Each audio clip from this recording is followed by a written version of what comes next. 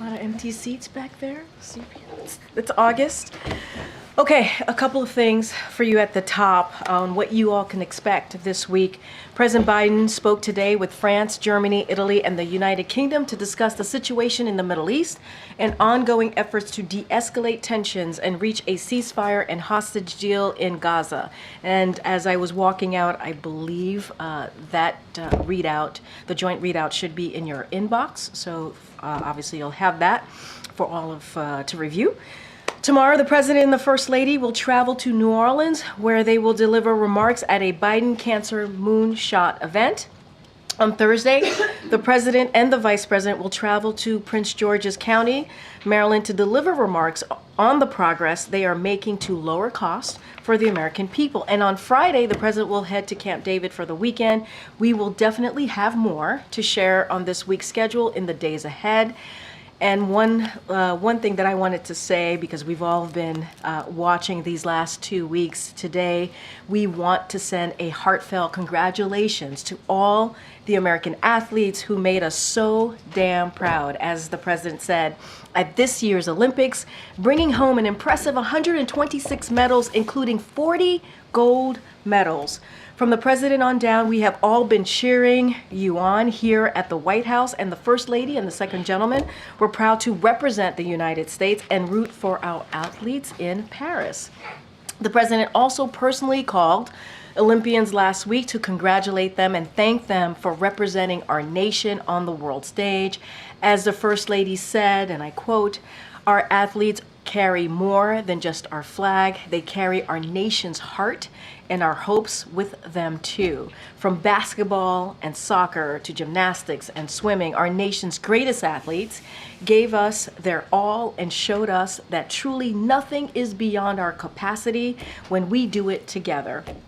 Sports help us unite, and the Olympics remind us that despite our differences, we can come together to achieve greatness."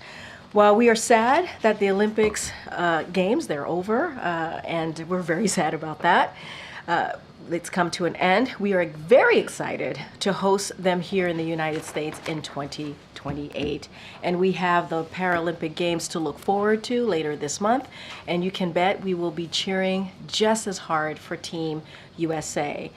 Today, President Biden and Vice President Harris launched Time is Money, a new government-wide effort to crack down on all the ways that cooperations and unnecessary headaches and hassles to our lives, wasting precious time and money, from excessive paperwork and unreasonable hold times to the endless hurdles some companies make you jump through to cancel subscriptions. We've all been there and know how aggravating these unnecessary delays can be. Today, in the coming months, the Biden-Harris administration will take wide-ranging action to crack down on these unfair practices and save Americans time and money, including making it easier to cancel subscriptions and memberships, ensuring that consumers calling customer service can talk to a real person by pressing a single button, and allowing Americans to submit health claims online. And this is just the beginning.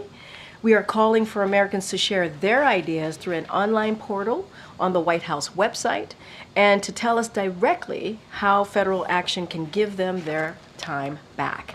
Americans are tired of being played for suckers, and President Biden and Vice President Harris will continue to use every tool available to protect Americans from corporate greed and practices that hit people in their pocketbooks. With that, Zeke, what you got? Thanks, Karine. Over the weekend, the Vice President said she followed former President Donald Trump in saying she would support a proposal that would not tax tipped wages. If similar bill made its way to the President of the United States, President Biden, would he sign that? Is that something he would have embraced before? Oh, absolutely. Look, this is something that the President supports. He supports eliminating taxes on tips for service and hospitality workers, while also raising minimum wage and preventing the wealthy from gaining the system. And if you think about what the President has talked about the last 3.5 years, making sure that we have an economy that works for all, not leaving anybody behind, an economy that's built from the bottom up, middle out, the President has been fighting, and the Vice President is fighting to do just that. Think about raising the minimum wage, which the Trump administration, they blocked. Cut taxes for workers and families after Trump gave a $2 trillion tax cut skewed to billionaires and big corporations. Defend overtime protections for millionaires, millions of workers whom the Trump administration left behind. Ensure workers have the freedom to join a union which the Trump administration undermined. You hear it talk about Maganomics and what the GOP is for. Therefore, giving tax breaks from billionaires and corporation.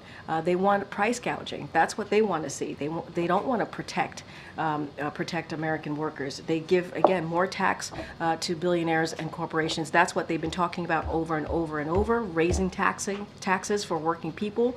That's not what we're about, and we're going to continue to do just that in the next 5 months. I think so. With the topic, the VP's team has also said she's going to be rolling out some additional policy this week.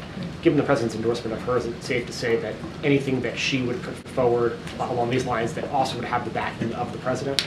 You can certainly say, or I can say, that they are partners in this, so they believe and certainly on the same page when we think about the economy, when we think about healthcare. They have to work through what their policies, ideas are, but the last 3.5 years they've been in sync. They have been certainly on the same page, and I presume that will continue from here. And just on a schedule, a week from today, the Democratic convention gets going in Chicago.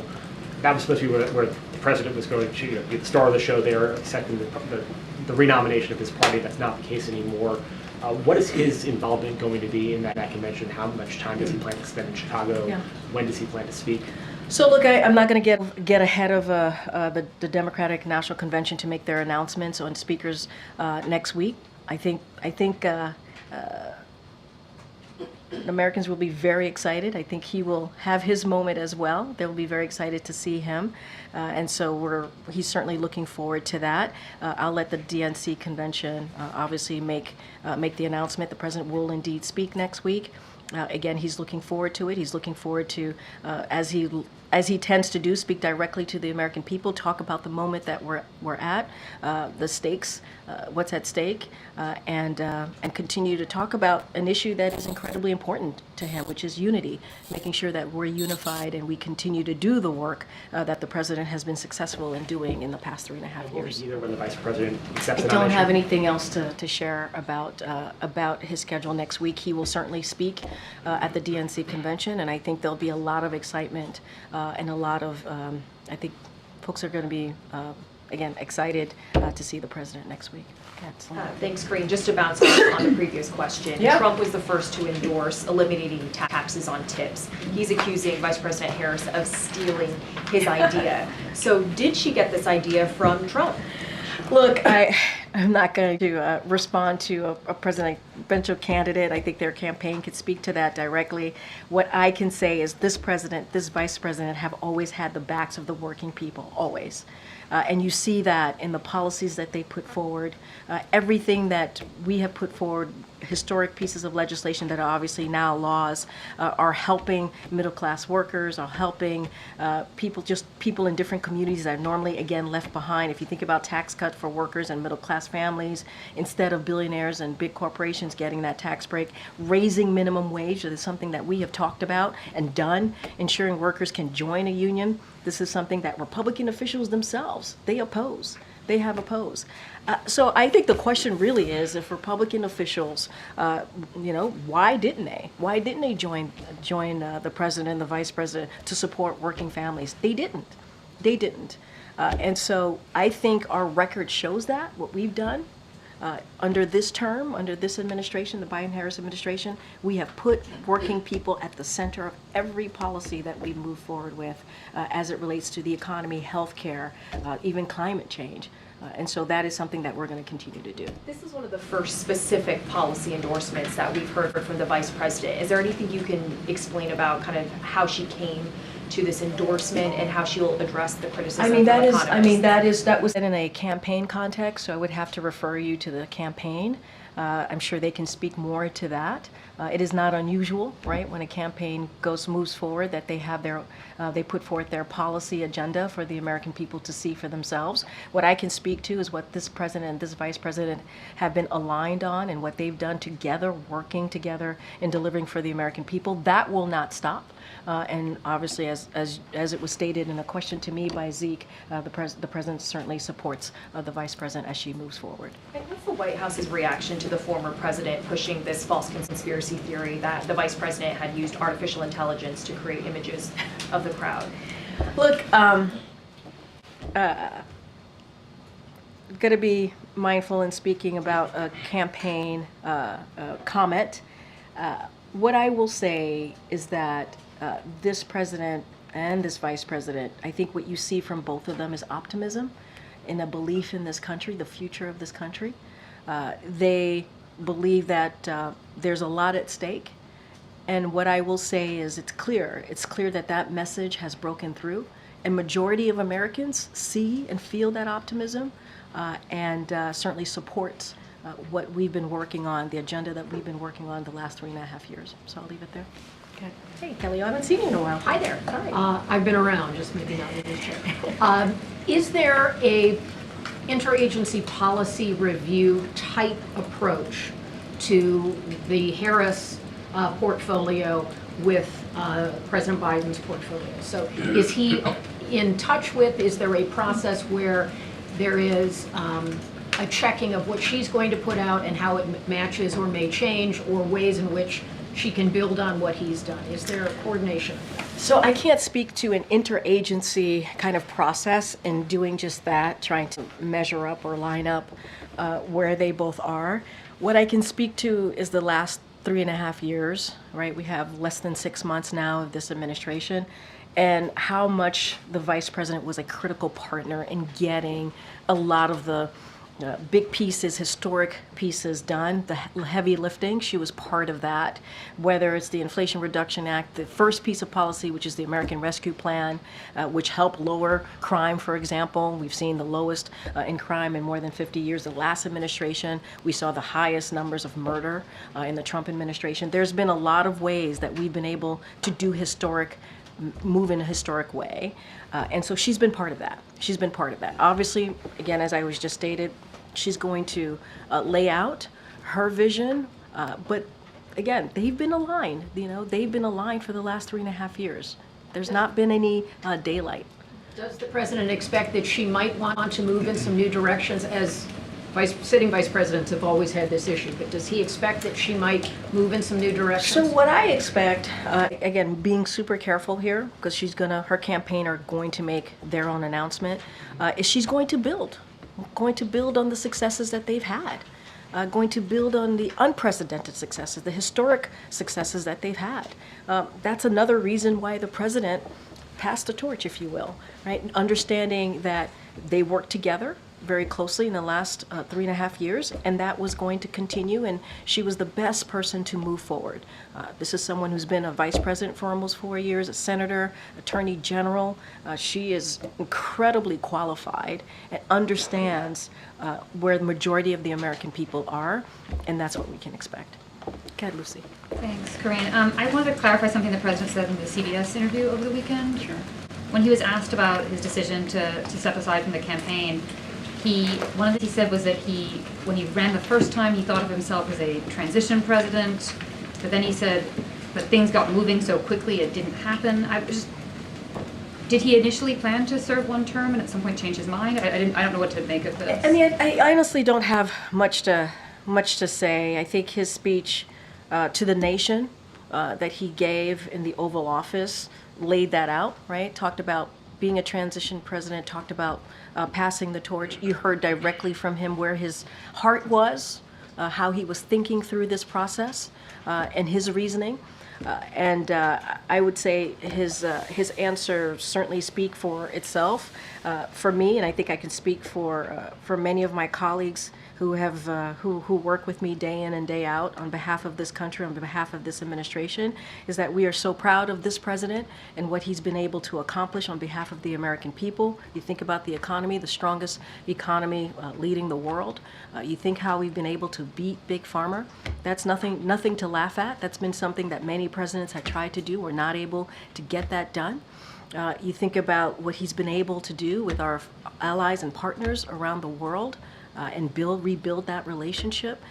Climate change, passing one of the most important, largest, biggest historic pieces of legislation that's going to deal with one of our major crises right now that we face in this country and the world, the Inflation Reduction Act. So we could not be prouder of this president and of course this vice president as they work together on this. But I think his Oval Address lays out very clearly how he saw his presidency.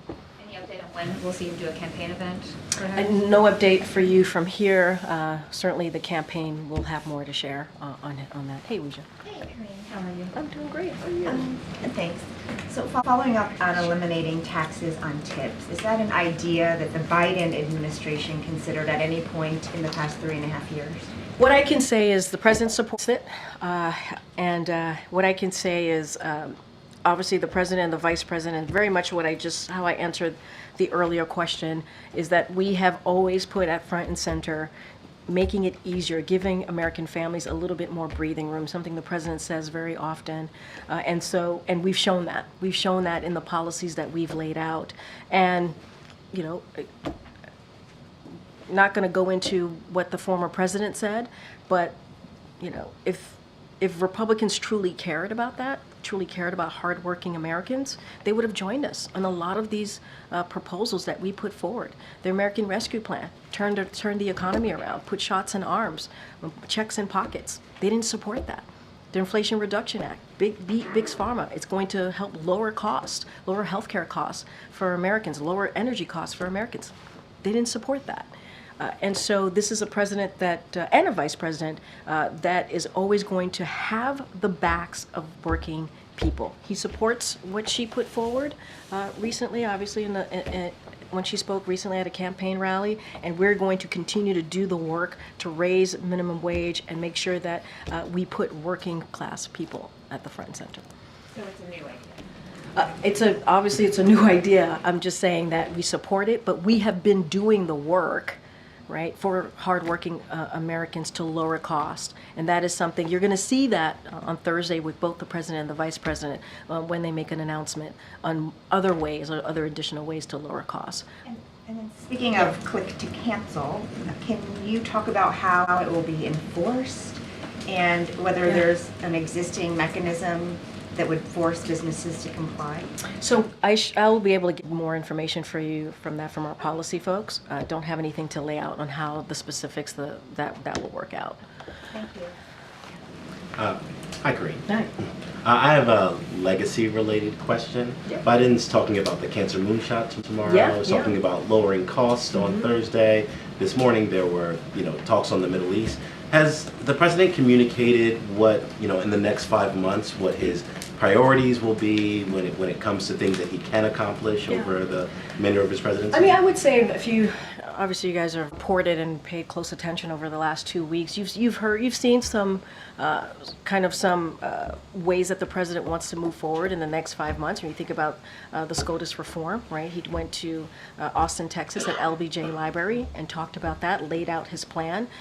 You think about the announcement today, as you just stated. That was a very important announcement, and I think it's going to have a huge effect and be really important to Americans. And that's certainly what they want to see. Time is money. Obviously, is an important majority of Americans want to see. You'll hear from this president about lowering costs and the vice president on Thursday, other ways to lower costs. I won't get ahead of that. And then tomorrow, the cancer moonshot. I mean, those are initiatives that have been a key part, that have made up key parts of his platform and how he wants to deliver for the American people. That hasn't changed. The economy, healthcare, as you just stated, foreign policy to me. And so you'll hear more from this president as time goes by, and the American people, that's what at the center of everything that he does, making sure we deliver for them, give them a little bit breathing room, and deal with issues that matter to them. And that's what we have been doing. All of the things that I've talked about, not just today, many times behind this lectern, are issues that are incredibly, majority of Americans care about it. Majority of Americans care about it. And so that's where we're going to be, where majority of Americans are. Go ahead, Jared. Oh, I'm so sorry. I'm so sorry. I'm sorry. I have one more. No, go ahead. Elon Musk is slated to interview Donald Trump tonight on X. I don't know if the president is going to tune in. Feel free to say if he is or not. But I think that misinformation on Twitter is not just a campaign issue. It's a America issue. What role does the White House or the president have in sort of stopping that, or stopping the spread of that, or sort of intervening in that? Some of that was about campaign misinformation, but it's a wider thing, right? Yeah, no, and you've heard us talk about this many times from here, about the responsibilities that social media platforms have when it comes to misinformation, disinformation. Don't have anything to read out from here about specific ways that we're working on it, but we believe that they have the responsibility. These are private companies, so we're also mindful of that too. But look, it is. I think it is incredibly important to call that out as you're doing. I just don't have any specifics on what we have been doing internally as it relates to the interviews. Not something that I'm tracking, and I'm sure the president's not tracking it either. Go ahead, Jared. Just curious about the Thursday event with the president and vice president are doing. Can we expect, because that's an official event, that's a policy event. Yep. Can we expect to see more of those kind of joint administration events between the president and vice president? Stay tuned. Stay tuned. But I think Thursday's announcement is going to be really important. You're right. It's about lowering cost for the American people. It really builds on what this president and the vice president has been trying to do over the last 3.5 years as it relates to the American people. Stay tuned. We certainly will have more to share about his schedule, their schedule together in the upcoming days and weeks. I only ask because we haven't seen a lot of those sort of joint events. Usually they kind of branch out, flank out, and do those events separately. So what is the thinking? I think there's been a couple of times over the 3.5 years that the president and the vice president have had joint events. And I think very early on, the first several months, I remember them going to Georgia together. Obviously, they went there for an awful event that happened on the ground, a shooting. But they've appeared together many times. I know when it comes to Roe v. Wade, for example, they've appeared together for that. And there's been other times as well. I would expect that will be continuing in the last several months of this administration. And remember, yes, they do their own events and they crisscross the country, but they're partners in this, and they'll continue to do just that. Okay. We know a president's most valuable commodity is his time, and I wonder how is the White House, how is the president thinking about how he spends that time now that he's no longer running for re-election? I mean, look, SCOTUS. He went to Texas and talked about SCOTUS reform.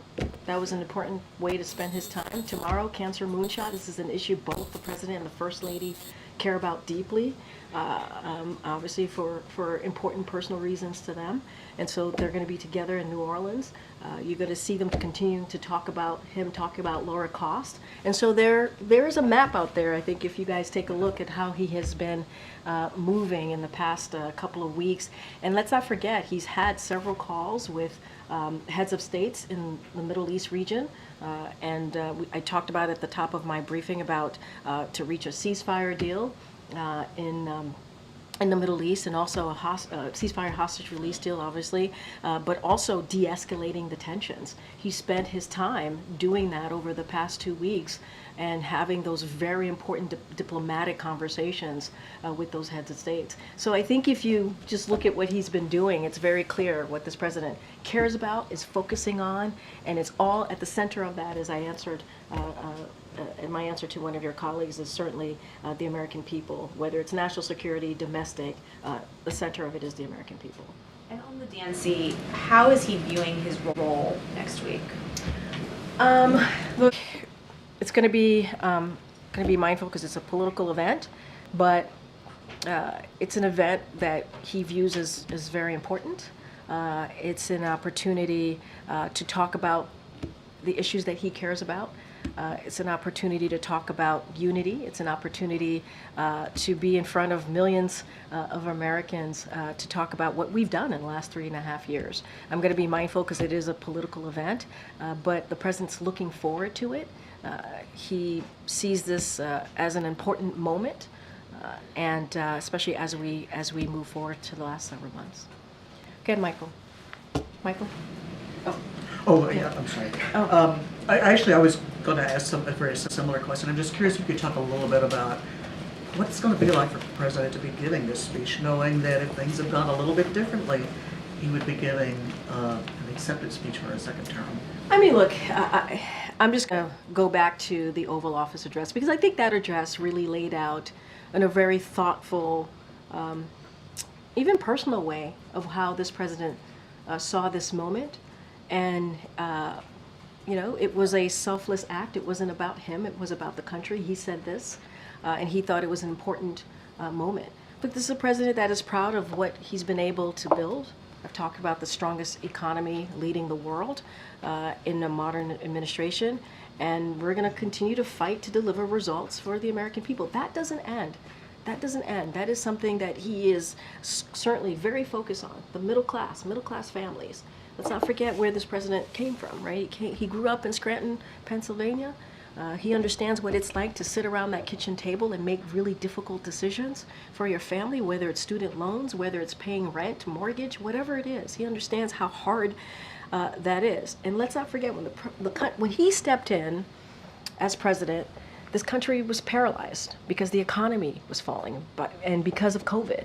And he turned that around. He turned that around. Because of the American Rescue Plan, because of policies that he's put forth. And so I think that's important to note. And so he sees a lot more work to be done in the next several months. And his thought process and how he sees his decision certainly is in the Oval Office address that he made. And I think it's telling. I think it gives you a little bit insight of what he thought personally. Go ahead, Molly. Has the president started preparing for these remarks? Does he know what he wants his message to focus on? Is he going to work on them at Camp David? I think you could expect this president to focus on these remarks in the next several days, leading up to Monday. I think you can expect this president to take this moment. He understands this is an incredibly important moment that he will have next week at the Democratic National Convention. He's still very much the leader of the party, right? And he takes that very seriously. And he's also very proud of his vice president. Okay. Thank you, Karine. How mad is President Biden at Nancy Pelosi? You guys keep asking me this question. I think I've answered this question multiple times. Well, he has I'm not- admitted I'm not now gonna for think the that- first time in this interview that Pelosi is one of the Democrats who squeezed him out of the race. She thought he was going to sink the whole ticket. So how mad is he at her for that? The president respects his good friend, former Speaker of the House, Nancy Pelosi, and I think it's mutual. And she also gave interviews, and I know you followed closely as well over the weekend. She made statements like preeminent president among the top few to have served in this office. And I think that says a lot coming from the former Speaker. So no hard feelings? He respects his good friend, Speaker Pelosi. I asked if there were any feelings. No hard feelings. He respects her, and I think it's mutual. But I will let the president speak for himself, obviously. And how long have you guys known that Vice President Harris does not think President Biden is doing a good job at the border? Wait, say that one more time. Well, she's now promising to hire thousands more border agents than there are now under President Biden. Wait, but start your question again. How long have you guys known that Vice President Harris does not think that President Biden is effective with his border policy? I mean, that you're making a huge jump. Why? She did not say this. This is something that you are assuming. I don't understand why you would assume that. It's not true. She has a campaign ad where she is saying they need more Border Patrol agents. If President Biden's doing such a good job, why do they need any more border agents? We both believe that. The president does want more Border Patrol agents. You know who's getting in the way? You know who's getting in the way? Republicans in Congress. They're getting in the way. You know who else is getting in the way? The former president, Donald Trump. He's getting in the way. I mean, there's no daylight here. I'm not understanding the question because there's no daylight. The president believes that as well, and he's worked towards doing that. There's a bipartisan, I know you guys probably get sick of me saying this, but there was a bipartisan agreement that was on the table that the president worked through for a couple of months with Republicans in the Senate and Democrats. They were told not to move forward because it would help Joe Biden by the former president. That's their decision. And there's one more thing that came out over the weekend. There's this new Las Vegas police radio traffic that's published by the Daily Beast where officers were racing to secure a hospital emergency room on July 17th. They were under the impression that President Biden was having a medical emergency. What was it? He was not. As you know, the president, when we were in Vegas, tested positive for COVID. We let you all know, and then we flew back here.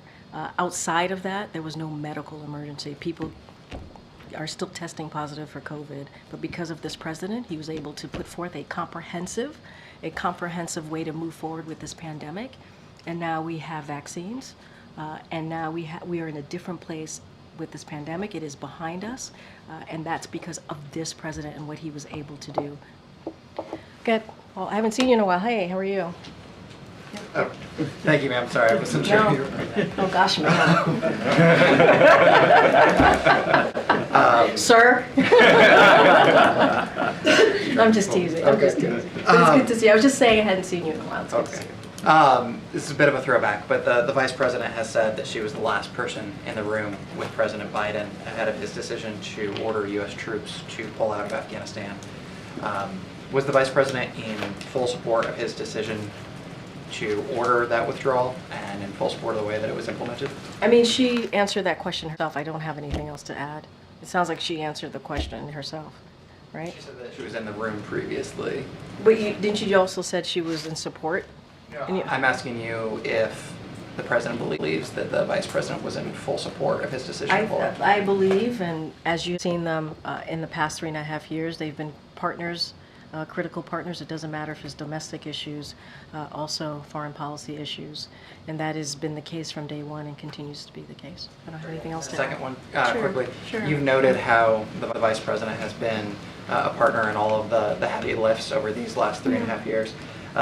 Given that they've worked so closely together in that time, what does the president see as the vice president's biggest achievement during their time in office together? So look, because they've been partners, those achievements have been done, certainly, those historic, unprecedented achievements have been done together.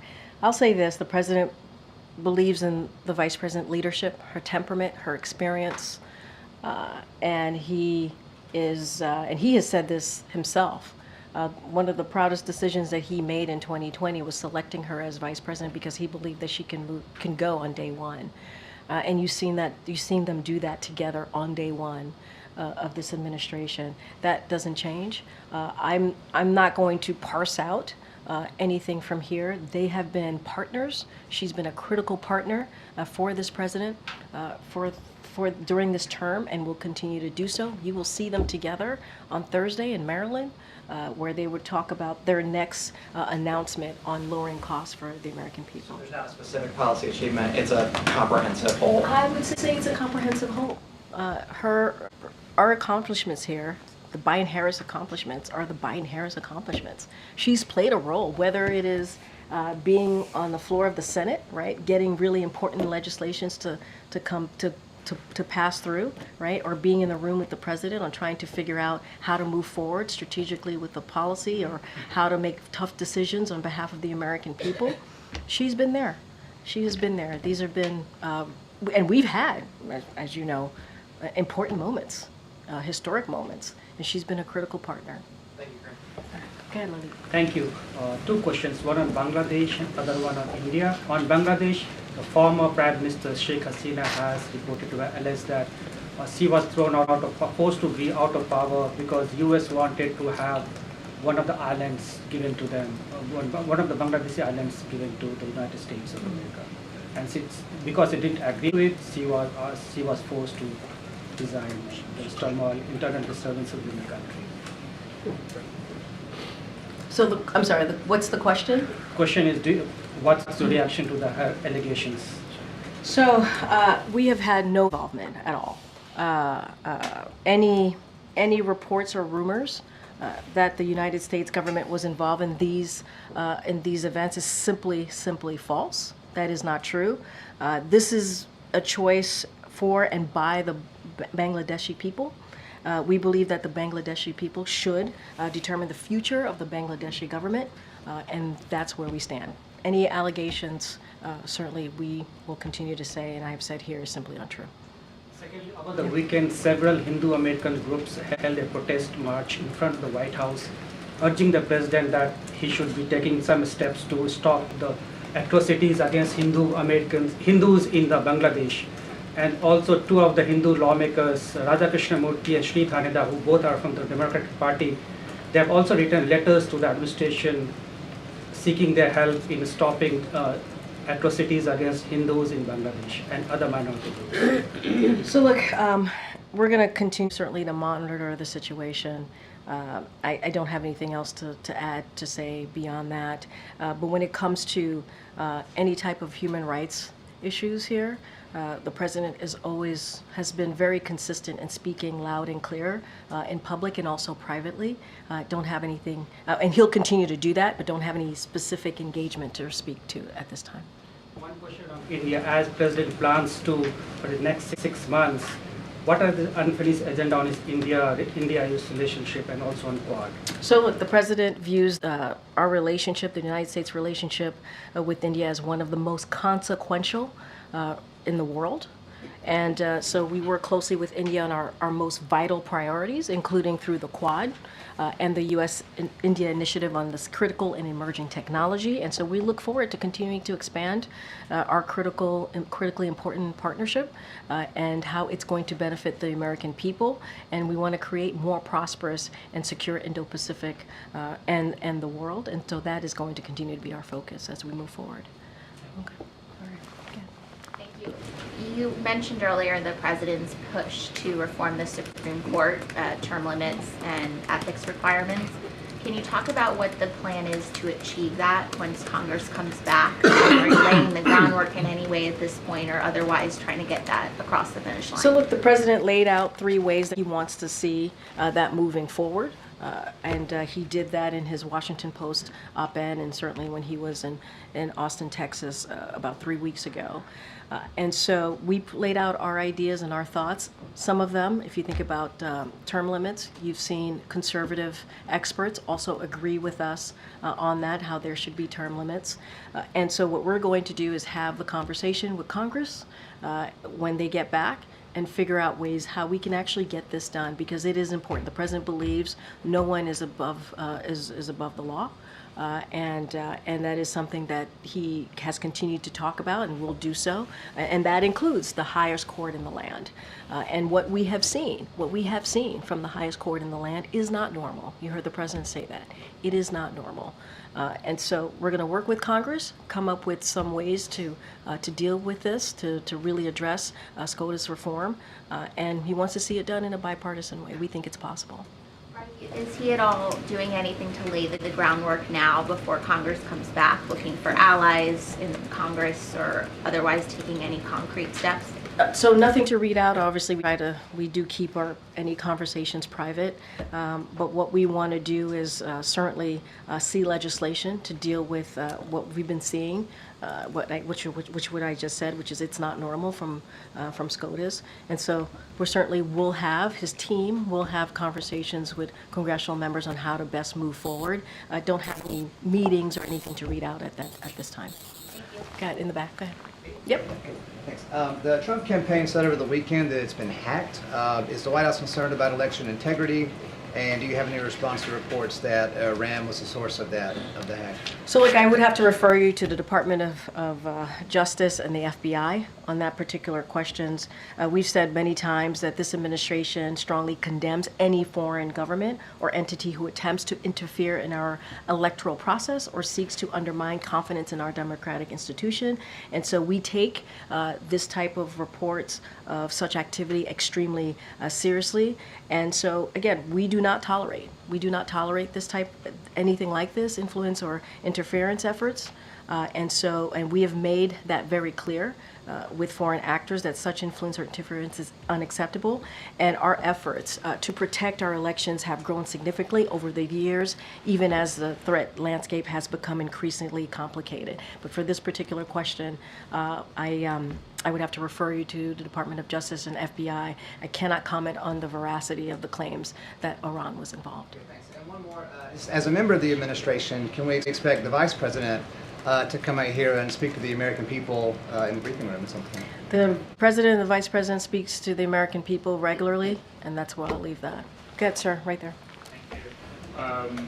What is the U.S. The administration is doing in regards to Iran planning to deliver hundreds of ballistic missiles to Russia? I mean, what mechanism are you using to stop that? And then I have another question on Venezuela. So, look, the White House repeatedly warned of the deepening security partnership between Russia and Iran since the outset of Russia's full-scale invasion of Ukraine. We've also warned both parties about further strengthening this partnership. This partnership threatens European security and illustrates how Iran's destabilizing influence reaches beyond the Middle East, but also around the world. As we and our partners have made clear to the world, both at the G7 and NATO summits this summer, together we are prepared to deliver a swift and severe response if Iran were to move forward with such transfers, which would represent a dramatic escalation in Iran's support for Russia's war of aggression against Ukraine. During his campaign, the Iranian president claimed he wanted to moderate Iran's policies and engage with the world. Destabilizing actions like this fly in the face, certainly, of that rhetoric. There's a report by Wall Street Journal that the U.S. has offered Maduro and his close allies an amnesty in exchange for them leaving power. Is that so? Something Since you the would July confirm? 28 elections, we have not made any specific offers of amnesty to Maduro or others. So. Sure. How about before the election? What I can because say, there are information that this offer was made, started last year, this discussion of amnesty. what I can say is, what I can speak to is since the election, we have just not made that type of offer. Another one on Venezuela, and then I have one on the Middle East, very quick one. Sure. What is the view of the two statements from Brazil, Colombia, and Mexico asking Maduro regime to release the voting data? Is this enough, or you would like to see these three countries doing more? I mean, look, it's been 2 weeks after the elections in Venezuela. It is abundantly clear, right, to the majority of Venezuelan people, the United States, and growing number of countries, as you just listed, that Edmundo won the most votes in the July 28th presidential election, and Maduro must recognize it. We've said that. And we'll continue to say that. More than 80% of the voting tally sheets published by civil society and opposition corroborated by independent observers. And so we think Maduro must recognize it. Is this statement helpful? Is a good step? I mean, look, we certainly are going to continue to be very clear here that Maduro must recognize it. Countries are going to do what they feel is the right way to move forward. So we'll let them speak to that, but we've been very clear. Maduro must recognize it. Another one, last one about the Middle East, because earlier John Kirby said that Iran could attack Israel this week. Does the White House believe an attack is inevitable? I'm not going to get into our intelligence from here or what another country is going to do. That is not something that I'm going to do from this podium. You heard from NSC, so I will leave it to them to speak to that and what my colleague said, John Kirby said. I just don't have anything else to add. Go ahead, Ed. Thanks, Karine. I want to follow up first on what you told Phil. So you said the vice president owns the successes of this president over the past 3.5 years. Does she also own the struggles that this president's seen, like the prices up 19% since the month they came into office? They're partners in how they've been able to turn around the economy. This economy was in a downfall when the president took office. The former administration did not have a plan to deal with the pandemic, a comprehensive plan. This president put that forward with the help of the vice president, and we were able to deliver on that. The American Rescue Plan made a difference in bringing our economy back on its feet, made a difference on opening small businesses, on opening schools. Republicans didn't vote for it. We have to remember what the president inherited from the last administration when he took it over with the vice president. And when you think about inflation, inflation is down by 2.5%, and wages have risen. We have more than 16 million jobs created in the last almost 4 years. I know that you're laying out the negative parts of what you foresee, right? What you see in the economy, but there's some data here that has shown, because of the work that this president has done, it's mattered. Unemployment is still low, 4.3%. You think about manufacturing jobs that have come back to this country. You think about how the GDP grew by 2.8% last quarter. Those are that data. And we understand that American people are still feeling it. And that's why we're going to make more announcements about how we're going to continue to lower costs. One more. I'm going to try one more time on the taxes on tips. So why then have the president and vice president not talked about this over the past 3.5 years? So again, the president supports eliminating taxes on tips for service and hospitality workers. And at the same time, what this president and this vice president has been able to do is help raising minimum wage. There are things that the president and this vice president has done over the 3.5 years that has helped hardworking people that Republicans in Congress have opposed. I didn't even talk about them wanting to cut Social Security and Medicare. I mean, these are things that they have said that will hurt hardworking people. So the president supports it. This is part of the vice president's policy. This is something that we want to see happen, but we have done the work to make sure that hardworking people are not forgotten. Where were Republicans on this? But where were Republicans on this? And if they were so interested, right, if Republicans are now talking about this, if Republicans elected officials are so interested in getting it done, why didn't they pass it during the last administration? Why? Why not? So the IRS last month released their report saying, hey, this is how, if you have an extension for taxes, you can file taxes on your tips. The president's budget relies on the taxes from tips. So when did this idea come about?